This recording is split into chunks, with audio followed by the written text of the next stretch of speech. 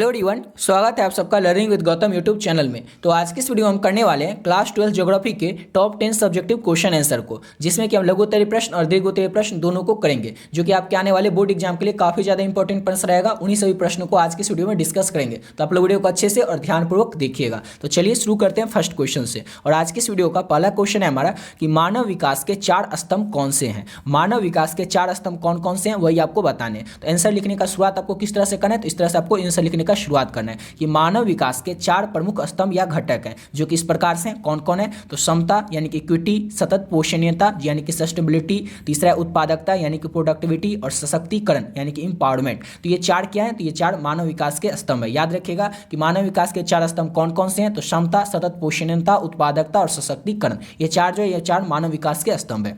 अब अगला क्वेश्चन है हमारा कि भारत के किन्हीं 4 प्रमुख सूखा संभावी राज्यों के नाम लिखे। तो भारत के जिम्मे कितने राज्य है, तो भारत में टोटल 28 राज्य है। याद रखिएगा, ऑब्जेक्टिव क्वेश्चन में पूछा जा सकता है। तो भारत में जो 28 राज्य है, इस 28 राज्य में से किन्हीं 4 प्रमुख सूखा संभावी राज्यों के नाम बताना है। तो इस तरह से आंसर लिखने का शुरुआत करना है कि भारत के 4 प्रमुख सूखा संभावी राज्य इस तरह से है। वो कौन कौन राज्य है, तो आंध्र प्रदेश, कर्नाटक, मध्य प्रदेश और गुजरात। तो भारत के जो 4 राज्य है ये प्रमुख रूप से सूखा संभावी राज्य है भारत के। अच्छे से याद रखें इस चारों को, आंध्र प्रदेश, कर्नाटक, मध्य प्रदेश और गुजरात को। अब अगला क्वेश्चन है हमारा कि भारत के 4 प्रमुख लौह इस्पात उद्योग केंद्र के नाम लिखे। ये क्वेश्चन जो है ना, ये क्या है, तो दीर्घ उत्तरीय प्रश्न है। इसको अच्छे से याद रखिएगा, इंपॉर्टेंट क्वेश्चन भी आपके आने वाले बोर्ड एग्जाम के लिए कि भारत के 4 प्रमुख लौह इस्पात उद्योग का नाम बताना है। समझ गए। तो इस तरह से आपको लिखने का शुरुआत करना है कि भारत के 4 प्रमुख लौह इस्पात उद्योग केंद्रों के नाम निम्नलिखित है, यानी कि जो नीचे दिया हुआ इस तरह से आपको बताना है। तो पहला कौन है, तो पहला है Tata iron and steel company. Tata iron and steel company जो है ये पहला है, जिसका फुल फॉर्म होता है टिस्को, यानी उसका पूरा फुल फॉर्म होता है Tata iron and steel company. दूसरा है Indian iron and steel company यानी कि इसको, और तीसरा है Visvesvaraya iron and steel limited VISL, और चौथा है भिलाई जो कि छत्तीसगढ़ में पड़ता है। तो ये क्या है, ये जो है ये भारत की प्रमुख लौह इस्पात उद्योग केंद्र है। इस 4 जो है ये अच्छे से याद रखिएगा। 4 जो है इंपॉर्टेंट है, आपके एग्जाम में पूछ सकता है सब्जेक्टिव क्वेश्चन में, और लघु उत्तरीय प्रश्न में नहीं पूछेगा, ये क्वेश्चन पूछेगा दीर्घ उत्तरीय प्रश्न में ही। समझ गए ना, तो इसको अच्छे से याद रखिएगा। ये 4 क्या है, तो भारत के प्रमुख लौह इस्पात उद्योग केंद्र है। Tata iron steel company, Indian iron steel company, Visvesvaraya iron limited, और चौथा है भिलाई जो कि छत्तीसगढ़ में है। तो अगला क्वेश्चन करते हैं। नेक्स्ट क्वेश्चन है हमारा कृषि ऋण प्रदान करने वाली 4 संस्थाओं के नाम लिखिए। कृषि ऋण यानी कि खेती के लिए जो लोन हमें प्रदान करता है वो 4 संस्था कौन कौन है, वो 4 संस्था का नाम आपको बताना है।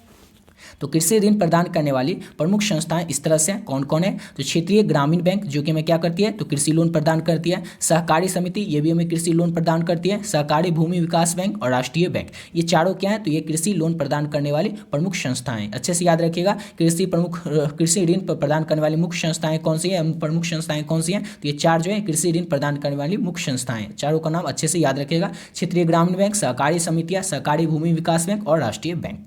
तो अगला क्वेश्चन है हमारा कि रोपण कृषि की किन्हीं 4 फसलों के नाम बताएं। रोपण कृषि जो होता है उसके किन्हीं 4 फसल का नाम बताना है। समझ गए। तो रोपण कृषि के 4 फसल इस तरह से, पहला है चाय, दूसरा कॉफी, तीसरा कोको और चौथा रबर। ये ऑब्जेक्टिव में भी पूछा जा सकता है। सब्जेक्टिव में पूछेगा तो लघु उत्तरीय प्रश्न में पूछेगा। याद रखिएगा, लघु उत्तरीय प्रश्न में ये क्वेश्चन पूछेगा। और अगर ऑब्जेक्टिव में पूछेगा तो इस तरह से पूछा जाएगा कि चाय क्या रोपण फसल है या नहीं, या इसमें से रोपण फसल कौन है। ऑप्शन में चाय भी रहेगा या कॉफी भी रहेगा। तो आप लोग को याद रखना है कि रोपण फसल क्या क्या है, तो चाय, कॉफी, कोको और रबर ये सब क्या है, तो ये सब रोपण फसल है। और ये तो आपके लघु उत्तरीय प्रश्न में भी पूछ सकता है।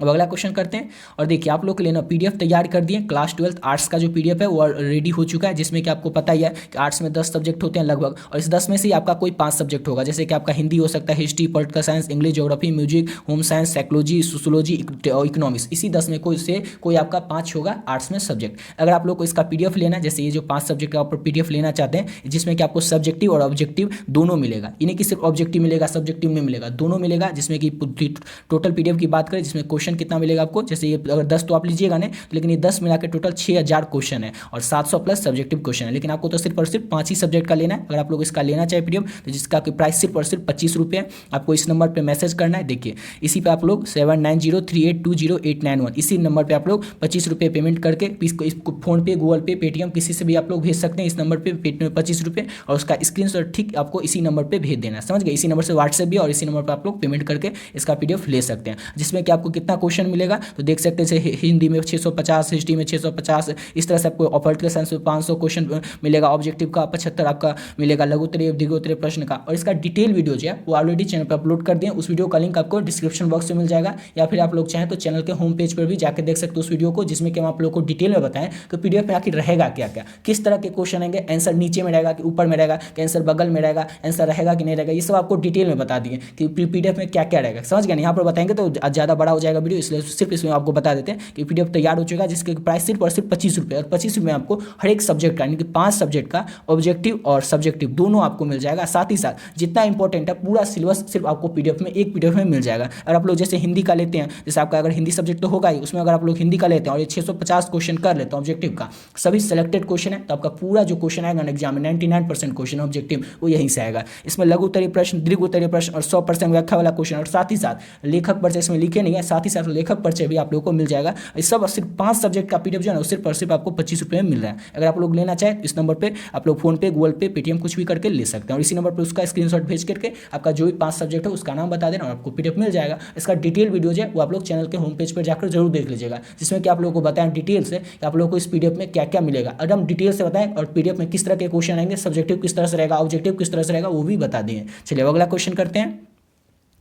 तो अगला क्वेश्चन है हमारा कि भारत के 4 मध्यकालीन शहरों के नाम लिखे। भारत के ना 4 मध्यकालीन शहर कौन कौन से हैं उनके नाम बताने हैं। तो भारत के 4 मध्यकालीन शहर जो हैं वो दिल्ली है, हैदराबाद है, लखनऊ है और आगरा है। दिल्ली, हैदराबाद, लखनऊ और आगरा, ये क्या है तो भारत के 4 मध्यकालीन शहर हैं। आप लोग इसको ऐसे भी याद रख सकते हैं, दिल्ली तो याद ही है, इंडिया का कैपिटल क्या है तो दिल्ली, आगरा आप लोग जानते हैं ताजमहल के लिए, हैदराबाद जानते हैं बिरयानी के लिए, और लखनऊ नवाबों का शहर। इस तरह से आप लोग याद रखिएगा, ये 4 क्या है तो ये भारत के 4 मध्यकालीन शहर के नाम हैं। अब अगला क्वेश्चन है और ये मोस्ट इंपॉर्टेंट क्वेश्चन है, हर एक साल आपके एग्जाम में पूछा ही जाता है, अधिकतर साल ये पूछा ही गया क्वेश्चन है कि स्वर्णिम चतुर्भुज राजमार्ग पर टिप्पणी करें, या स्वर्णिम चतुर्भुज राजमार्ग पर क्या जानते हैं उसके बारे में लिखें, या उसको संक्षिप्त में करके बताएं। इस तरह से आपके एग्जाम में क्वेश्चन रहता है, स्वर्णिम चतुर्भुज राजमार्ग की जो रोड है उसके बारे में बताना रहता है। समझ गए? आज इसका आंसर आप लोग समझ लीजिए और याद भी कर लीजिए। देखिए इस जो PDF आपको देंगे उसका सबसे बड़ा बात क्या है, जो आपको PDF ऊपर बताएं वो मिलेगा, उसमें इस तरह से क्वेश्चन डिजाइन किए हैं ना कि आप लोगों को सिर्फ उसको पढ़ना है, एकदम सिंपल वे में रहेगा, एकदम शॉर्ट आंसर रहेगा, और आप लोग को इस तरह से लगेगा अपनी भाषा में आंसर मिलेगा, ताकि आप लोग आंसर को पढ़िएगा, आप लोगों को पहला बार में समझ आएगा, दूसरा बार पढ़िएगा तो आपको आंसर याद भी हो जाएगा। जैसे देखिए जिस ये क्वेश्चन है और ये सब क्वेश्चन भी उसमें ऐड कर दिए थे, जो भी इंपॉर्टेंट है ना सब आपको उसमें मिल जाएगा। जैसे ये क्वेश्चन है कि स्वर्णिम चतुर्भुज राजमार्ग पर टिप्पणी लिख, यानी स्वर्णिम चतुर्भुज राजमार्ग क्या है, कैसे है, उसके बारे में बताना है। तो भारत के महानगरों के बीच समय और दूरी को कम करने के लिए स्वर्णिम चतुर्भुज परम राजमार्ग का निर्माण किया गया था।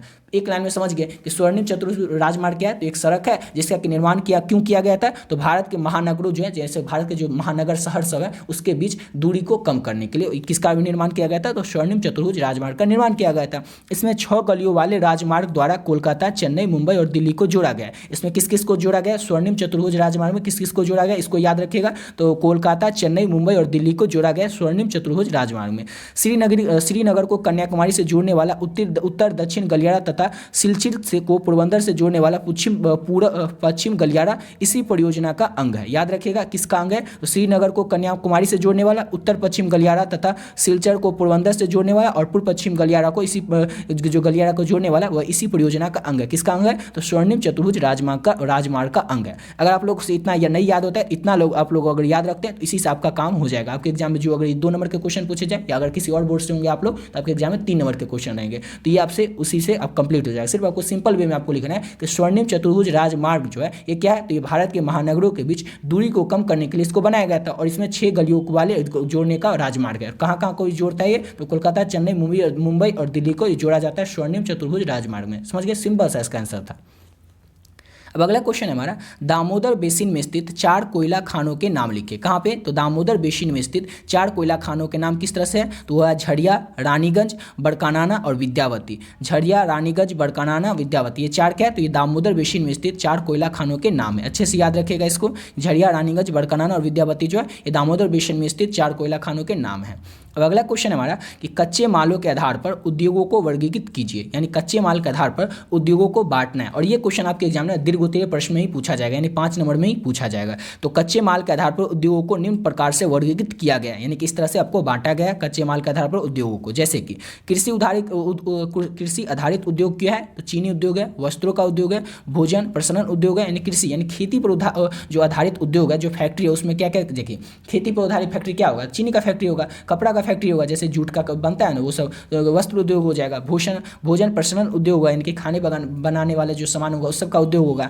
खनिज आधारित उद्योग क्या होगा, तो खनिज से आधारित होगा, लोहा इस्पात उद्योग, सीमेंट उद्योग, ये सब क्या हो गया, तो ये सब हो गया खनिज आधारित उद्योग। अब तीसरा है रसायन आधारित उद्योग, वो उसमें क्या आता है, तो पेट्रोलियम आता है उद्योग, प्लास्टिक उद्योग, ये सब क्या हो गया, तो ये सब रासायनिक आधारित उद्योग हो गया।